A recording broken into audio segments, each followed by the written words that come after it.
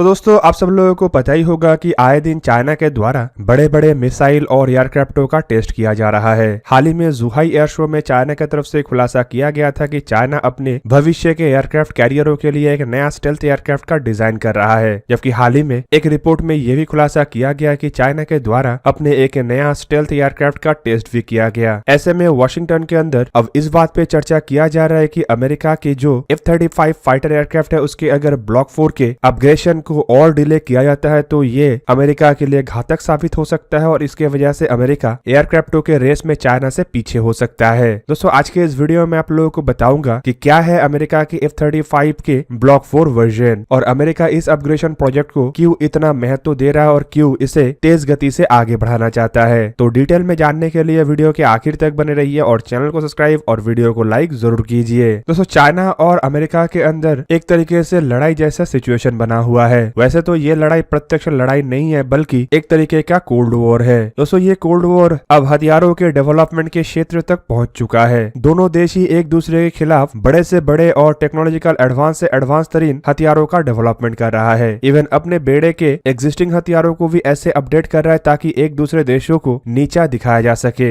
ऐसे में अब अमेरिका का सोच विचार ये है कि अगर अमेरिका अपने सबसे एक्सपेंसिव हथियार मतलब F-35 एयरक्राफ्ट को ब्लॉक 4 वर्जन में टाइमली अपडेट नहीं कर पाता है तो संभावित अमेरिका इस दौड़ में चाइना से बिछड़ जाएगा। ऑलरेडी रिपोर्टों में दावा किया जा रहा है कि चाइना के द्वारा एक कैरियर बेस्ड 5th जनरेशन के फाइटर एयरक्राफ्ट का टेस्ट किया गया है। और दोस्तों अगर ये सच है तो ये J-20 के बाद चाइना का दूसरा स्टेल्थ फाइटर एयरक्राफ्ट होगा और F-35 के बाद दुनिया का दूसरा career based stealth fighter aircraft होगा। हालांकि अभी भी अमेरिका बाकी दुनिया के देशों के तुलना में स्टेल्थ फाइटर एयरक्राफ्टों के टेक्नोलॉजी में कई दशक आगे है। अमेरिका अपने बेड़े में बड़े मात्रा में स्टेल्थ एयरक्राफ्टों का इस्तेमाल भी कर रहा है और अमेरिका दुनिया का पहला ऐसा देश है जो स्टेल्थ एयरक्राफ्टों को आज से करीबन 15 साल पहले ही बना लिया था। अमेरिका के पास F-22 और F-35 के नाम से 2 फाइटर एयरक्राफ्ट है, लेकिन जिस तरीके से चाइना अपने हथियारों का डेवलपमेंट कर रहा है उसे देखते हुए अमेरिका को अपने हथियारों के अपग्रेडेशन करना भी काफी अधिक आवश्यक है। दोस्तों यहाँ पे अगर अमेरिकी एग्जिस्टिंग फाइटर एयरक्राफ्टों के अपग्रेडेशन का बात हो ही रहा है तो F-35 के बारे में जिक्र होना लाजमी है। दोस्तों बताया जा रहा है कि F-35 एयरक्राफ्टों को अपग्रेड करते हुए एक ब्लॉक 4 वर्जनों को तैयार करने का इरादा अमेरिका की तरफ से रखा जा रहा है और अमेरिका के एक संस्था मिचेल इंस्टीट्यूट के रिपोर्ट के मुताबिक ब्लॉक 4 वर्जन असल में F-35 एयरक्राफ्टों के सबसे क्लासिफाइड हार्डवेयर टेक्नोलॉजी और सॉफ्टवेयर से अपग्रेड किया हुआ एक ऐसा एनहांस वर्जन होगा जो F-35 एयरक्राफ्टों के कॉम्बैट एफिशिएंसी को रेडिकली चेंज करेगा।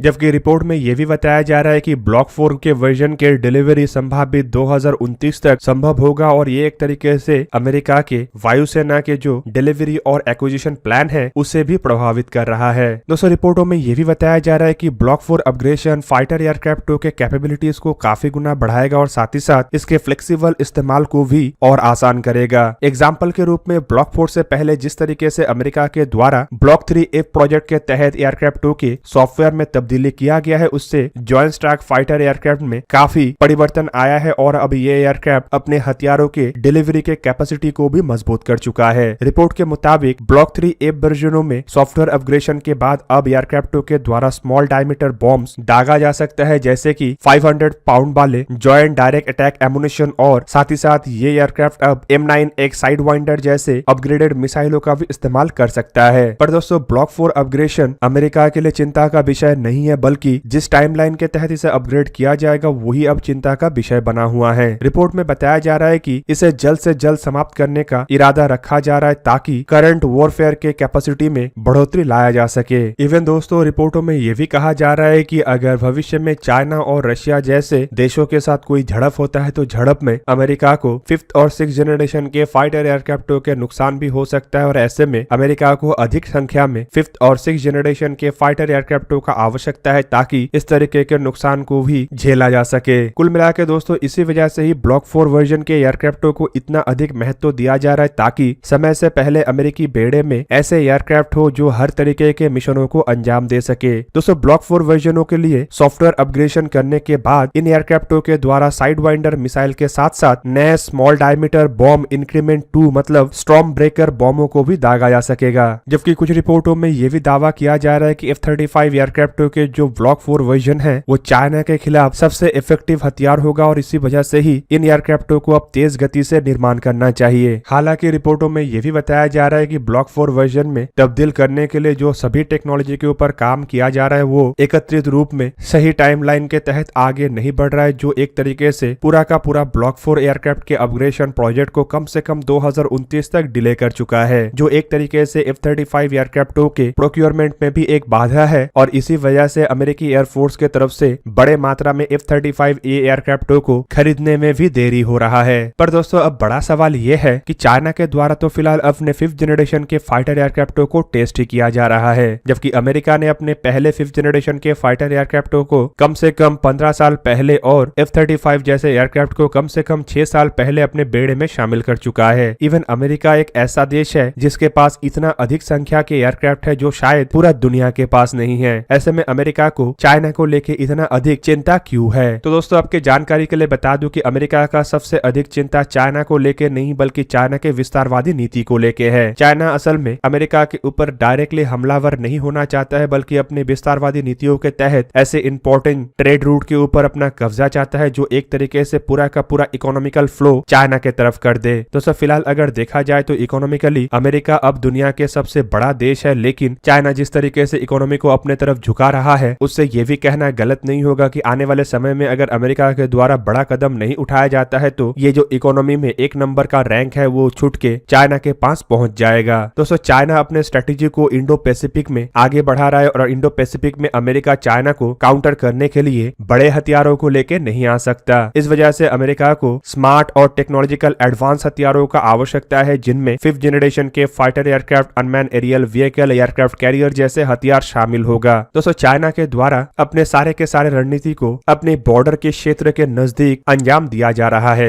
ऐसे में अमेरिका को लड़ने के लिए चाइना के बॉर्डर के नजदीक आना पड़ेगा, मतलब साउथ चाइना सी के नजदीक आना पड़ेगा और यहाँ से चाइनीज एयरफोर्स लिमिटेड संख्या के हथियारों के साथ भी अमेरिका जैसे देशों के ऊपर भारी पड़ सकता है। पर अमेरिका को अगर लड़ाई को साउथ चाइना सी या फिर इसके आसपास लड़ना है तो लिमिटेड हथियारों से नहीं चलेगा, बल्कि टेक्नोलॉजिकल एडवांस तरीन हथियारों का आवश्यकता पड़ेगा जो चाइना के सभी हथियारों को पछाड़ सके। दोस्तों दूसरी तरफ अगर देखा जाए तो अमेरिका के पास अवश्य 2 अलग अलग 5th जनरेशन के फाइटर एयरक्राफ्ट है, लेकिन F-22 जैसे एयरक्राफ्टों को अमेरिका के द्वारा लिमिटेड संख्या में ही निर्माण किया गया है, जबकि F-35 एयरक्राफ्टों में अभी भी कई तरीके के खामियां हैं, जैसे कि इसके रेंज और इसमें इस्तेमाल होने वाले कुछ हथियारों के लिमिटेशन। मतलब भविष्य में अगर चाइना और अमेरिका के बीच में कोई लड़ाई होता है तो अमेरिका का प्रमुख हथियार F-35 एयरक्राफ्ट ही होगा और ऐसे में जो लिमिटेशन F-35 के पास है उसे दूर करके अमेरिका को F-35 को ऐसे स्थिति में लाना होगा कि इसके द्वारा लंबे दूरी का लड़ाई भी लड़ा जा सके और हर तरीके के कन्वेंशनल लड़ाई को लड़ा जा सके। दोस्तों इवन F-35 जैसे एयरक्राफ्ट को डॉग फाइट में सुखोई 35 जैसे एयरक्राफ्टों से भी कमजोर माना जाता है, जिसका एकमात्र कारण है इसमें इस्तेमाल होने वाले हथियारों की कमी। पर दोस्तों स्टेल्थ मोड में मतलब छुप के ये एयरक्राफ्ट जिस तरीके के मिशनों को अंजाम दे सकता है, शायद ही दुनिया का कोई और एयरक्राफ्ट होगा जो ऐसे कोई कारनामा कर सके। पर हर समय स्टेल्थ फीचर इन एयरक्राफ्टों के लिए कारगर नहीं होगा, क्योंकि प्रत्यक्ष लड़ाई में एयरक्राफ्टों को अन्य एयरक्राफ्टों का सामना भी करना पड़ेगा। ऐसे में ब्लॉक 4 जैसे अपग्रेडेशन अमेरिका के लिए इसलिए भी आवश्यक है क्योंकि इसमें नए हथियार और नए कैपेसिटी को जोड़ा जाएगा जो एयरक्राफ्टों को डॉग फाइट में भी बेहतरीन से बेहतरीन तन बनाएगा। जबकि चाइना के द्वारा भी जिस तरीके से हथियारों का डेवलपमेंट किया जा रहा है, उस दरमियान अगर अमेरिका के द्वारा अपने एयरक्राफ्टों को मजबूत से मजबूत तरीन नहीं बनाया जाएगा तो एक तरीके से साइकोलॉजिकल वॉरफेयर में जो चाइना बढ़ोतरी हासिल करने का प्रयास कर रहा है उसमें चाइना को बढ़ोतरी मिल जाएगा। दोस्तों कोल्ड वॉर सिचुएशन में कभी भी कोई देश एक दूसरे के साथ डायरेक्टली लड़ाई नहीं लड़ता है, बल्कि एक दूसरे के सामने ऐसे ऐसे चैलेंजों को पैदा करता है जिससे दुश्मन का मनोबल टूट जाए। और चाइना फिलहाल इसी प्रयास में है कि किसी तरीके से अमेरिका के मनोबल को तोड़ा जा सके। बेसिकली चाइना के द्वारा डेवलप किए जाने वाले हथियारों के क्षमता को अगर अमेरिका के ओल्डर जनरेशन के एयरक्राफ्टों के साथ भी कंपेयर किया जाए तो उसमें भी चाइना पीछे है, लेकिन चाइना इसे इस तरीके से पोर्ट्रे कर रहा है कि अमेरिका के एयरक्राफ्टों के तुलना में चाइना के एयरक्राफ्ट अधिक ताकतवर है और चाइना इसमें काफी हद तक सक्सेस भी हो रहा है, क्योंकि चाइना के पास एक बहुत बड़ा मीडिया इन्फ्लुएंसिंग पावर है और चाइना इसी पावर का इस्तेमाल करके अमेरिका के लोगों के मन के अंदर एक तरीके का द्वेष पैदा करना चाहता है, ताकि अमेरिका के अंदर से ही अमेरिकी गवर्नमेंट के नीतियों के ऊपर सवाल उठाया जा सके। दोस्तों दूसरी तरफ चाइना इस तरीके के साइकोलॉजिकल वॉरफेयर में सक्सेस ना ले, इसी वजह से अमेरिका को जल्द से जल्द अपने ब्लॉक 4 वर्जन के एयरक्राफ्टों के अपग्रेडेशन का आवश्यकता है, ताकि चाइना के साइकोलॉजिकल वॉरफेयर को भी मात दिया जा सके। तो दोस्तों ये था आज का वीडियो। दोस्तों अगर आपको वीडियो अच्छा लगा तो लाइक कीजिए और मेरे चैनल को सब्सक्राइब कीजिए और साथ में बना हुआ बेल आइकन को ही प्रेस कर दीजिए ताकि आप मेरा वीडियो देख पाए सबसे पहले। जय हिंद।